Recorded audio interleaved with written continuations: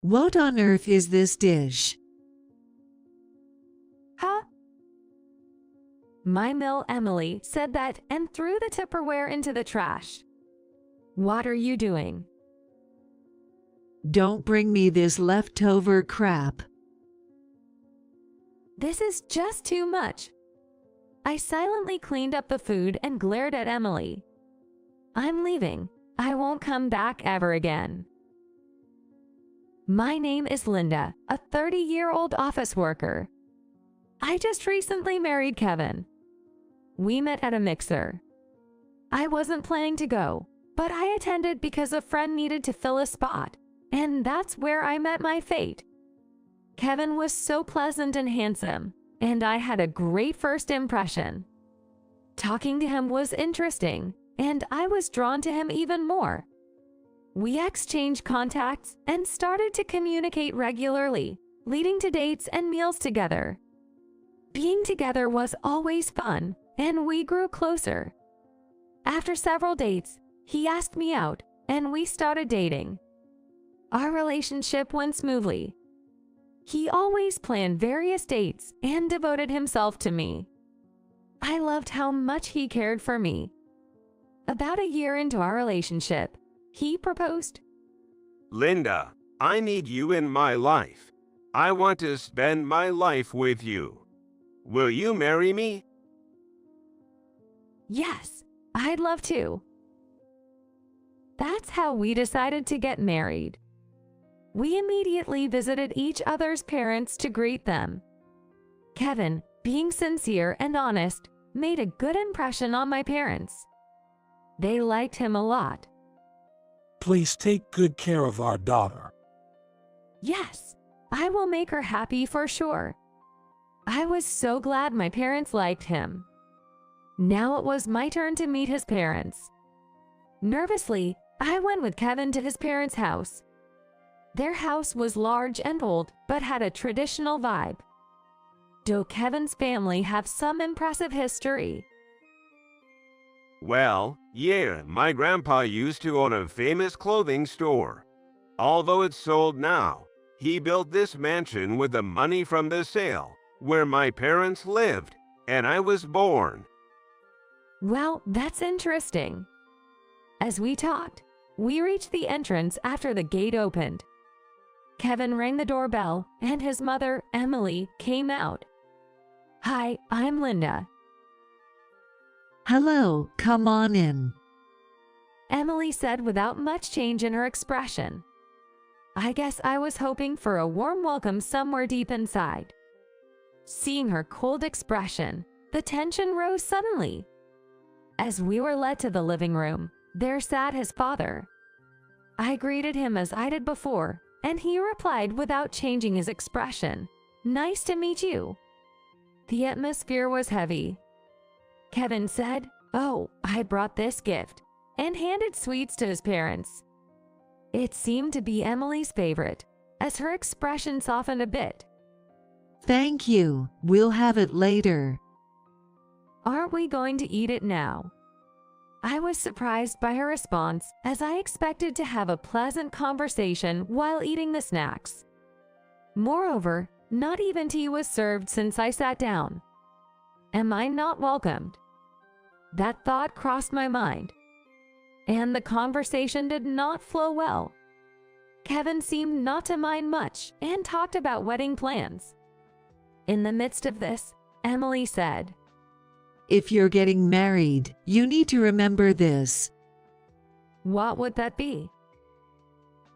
You can see this house is big, right? So, a lot of relatives often gather here. Okay. There's a gathering every month and a banquet. You'll need to attend each one and help with the preparations. If you can't do that, this marriage won't be accepted. That's tough. I looked at Kevin, hoping he would object, but he said, "It's almost a tradition. Try to understand." I want to marry him, but the thought of having so many family gatherings is troubling. Should I really go through with this marriage? My mind was wavering. Well, you might not understand. This is a custom only in well-off families. Emily said with a mocking smile. I was infuriated by her remark. Being competitive and feeling as though my family was belittled, I was very upset. That's perfectly fine. I look forward to getting along with the relatives. Her eyes widened in surprise as I spoke. Well then, I'm looking forward to it.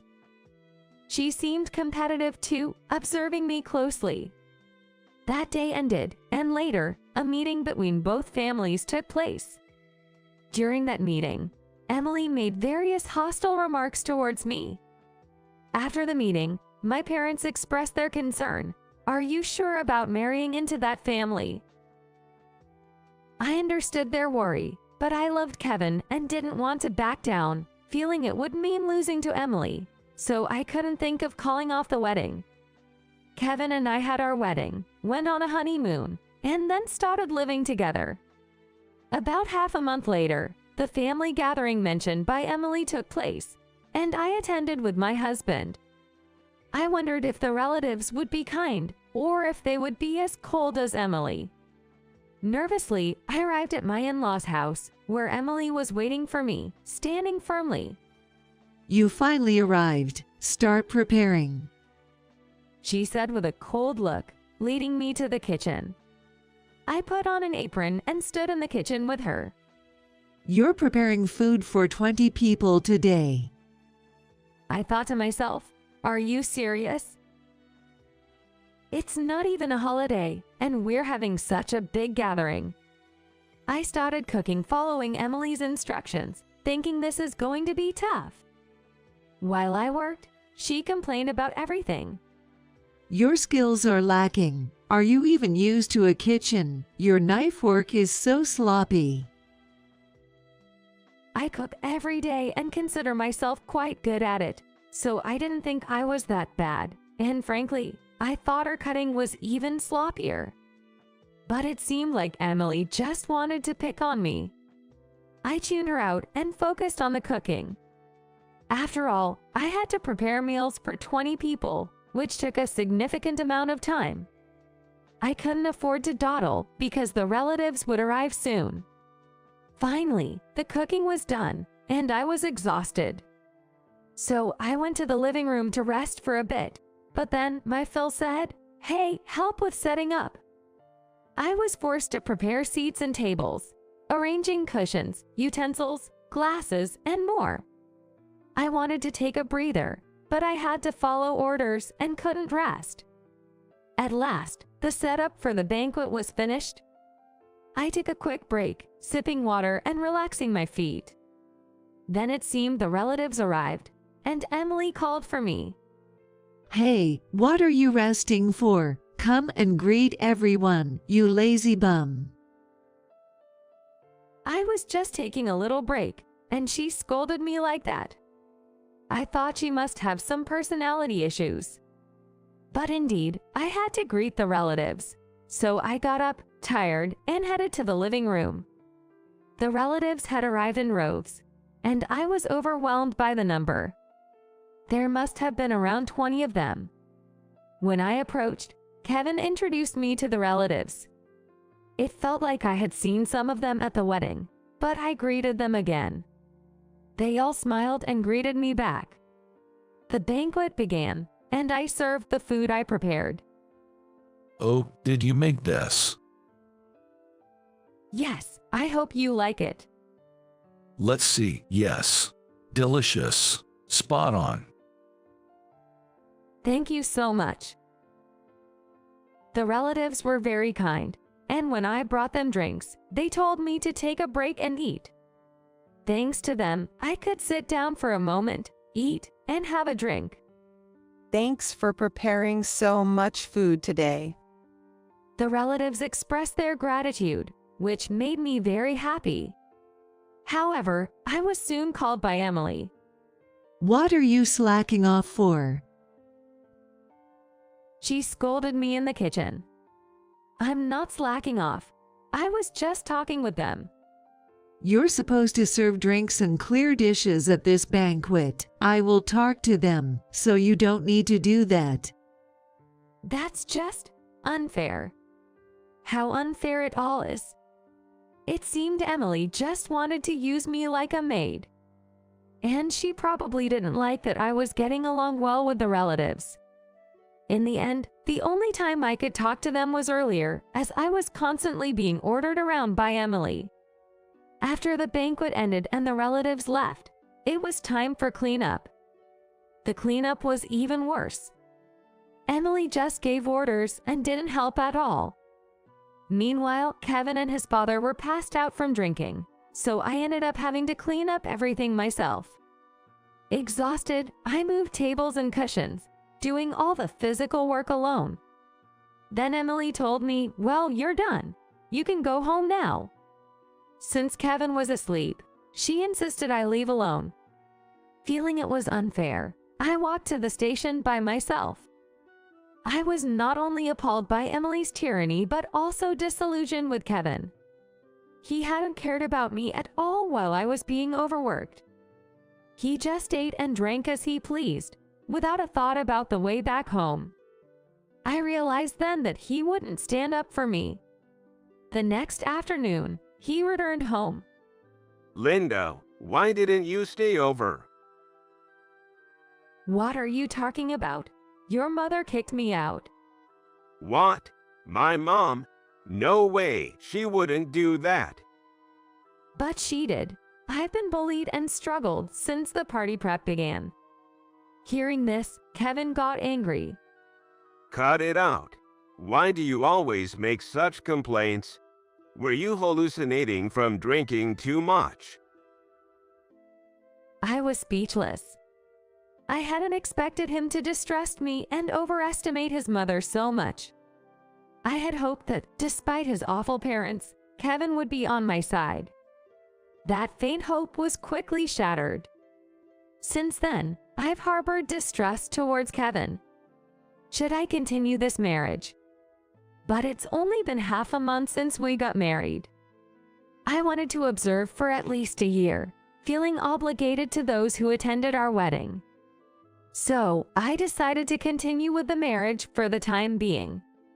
Kevin seemed to calm down after getting angry, and from the next day, he acted normally again.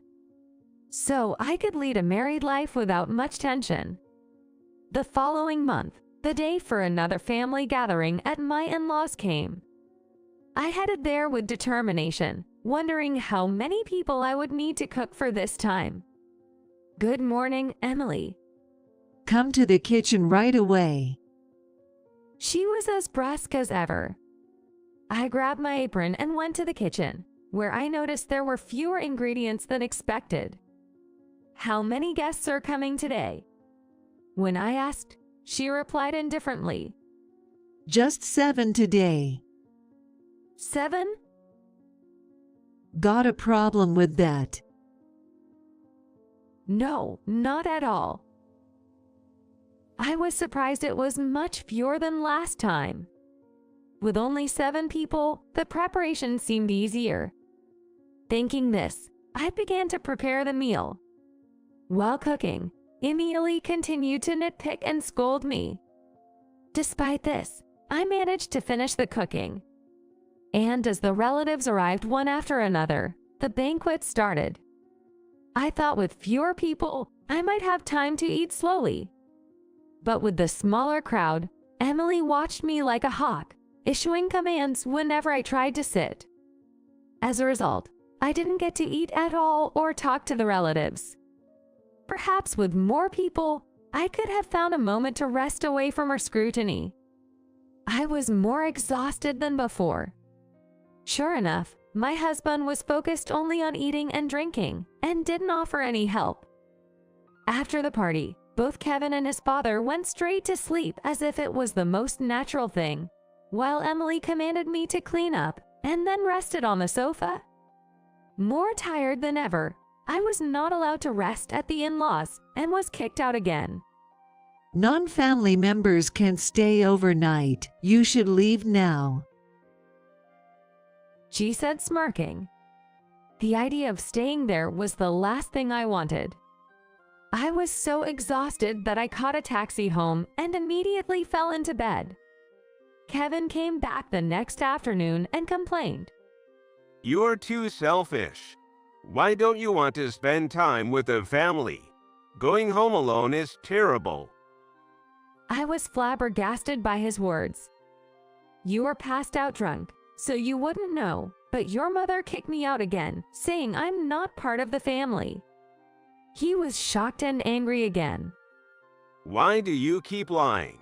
I can't believe you are such a person. That should have been my line. I was appalled by my husband's terrible attitude, continuing from before. I thought if this happened again, I couldn't take it anymore.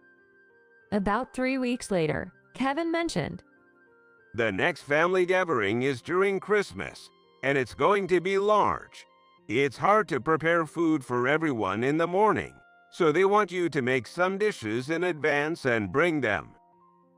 Okay. I reluctantly agreed, thinking refusing now would only lead to more trouble. So, I prepared lots of dishes the day before the gathering and packed them in containers. Cooking at home spared me from preparing at my in-laws and facing Emily's verbal abuse. I headed to the in-laws just before the relatives arrived. I helped with the setup, and then the relatives started arriving, about 50 in total. Emily took center stage and began speaking to the crowd. Thank you all for gathering here. We will serve the food shortly, so please enjoy your meal and drinks. She looked pleased with herself, as if she controlled the whole scene. Then she urged me to bring out the food. I brought the bags with the containers and began to take them out to transfer to serving dishes, but Emily suddenly grabbed a container and exclaimed, What on earth is this? What do you mean? It's the stew and fried chicken you asked for. This common, pathetic food is not fit to serve. She said that and threw the containers into the trash. What are you doing? Don't bring me this garbage. It was too much. She threw away my food in front of all the relatives. Sorry, everyone. Linda made a mistake. Don't worry, I have ordered some fancy dishes as backup. So that was her plan all along. Make me cook a lot of food, then throw it away in front of the relatives to embarrass me. She intended to bully me into complete submission. Unbelievable. How could she do such a thing so calmly? I silently cleaned up the food and glared at Emily. I'm leaving, and I won't come back again. And just so you know, I'm filing for divorce. When I said this, my in-laws and Kevin exclaimed, What? Wait a minute. Linda, divorce? How is this my fault? We've only been married for 3 months. Think about what people will say. Kevin started to ramble on. If he was like this, I should have divorced him sooner. No, I should never have married him in the first place. At that moment, one of the relatives spoke up. Can't you see the reason for the divorce coming up so soon is your own doing? Then another relative chimed in. Exactly. A husband who doesn't stand up for his wife against his mother is the worst. Actually, the worst is Emily, who treats Linda terribly, and Kevin and his father, who do nothing about it. One after another, the relatives voiced their criticisms of the in-laws. My in-laws and husband were shaken by their remarks. What's happening, everyone? Emily stammered as the relatives stood up one by one. We can't stand your tyranny any longer. Frankly, we were fed up with being called to gather every month. We attended because we thought family ties were important. But watching you bully Linda in front of us made us feel terrible. Our family won't be attending these gatherings anymore. will do the same. The relatives began to stand up and prepared to leave. Everyone, please wait. Why is this happening? Emily got panicked. I decided to leave with the relatives. Linda, I'm sorry. Please forgive me. Kevin pleaded, but a relative sternly reprimanded him on my behalf. Don't bother her. You've done nothing until now. Afterward, I contacted a lawyer and demanded a divorce from him. He seemed reluctant, but when I mentioned going to court, he complied with the divorce. The in-laws were subsequently shunned by all the relatives, and their family gatherings ceased. Emily fell into depression and became reclusive. Meanwhile, my ex-husband became the laughingstock of the neighborhood and his workplace, known as the man who was dumped by his wife after just 3 months. He reportedly faces daily humiliation at work. It serves him right. As for me, I returned to my parents' home and continued working as an office worker. I'm glad I didn't quit my job when I got married. For now, I'm focusing on my work and saving money, avoiding romance or marriage. When I'm ready, I'll slowly start looking for a partner again, ensuring I interact with their family beforehand to know what kind of people they are. Narrator's thoughts. It's appalling how someone could attempt to embarrass someone else by throwing away their cooking in front of family. Emily deserves a harsher punishment. Linda's endured a lot, and it was right to leave that pathetic husband. Hopefully, she'll find a wonderful man next time. I wish her happiness in her future.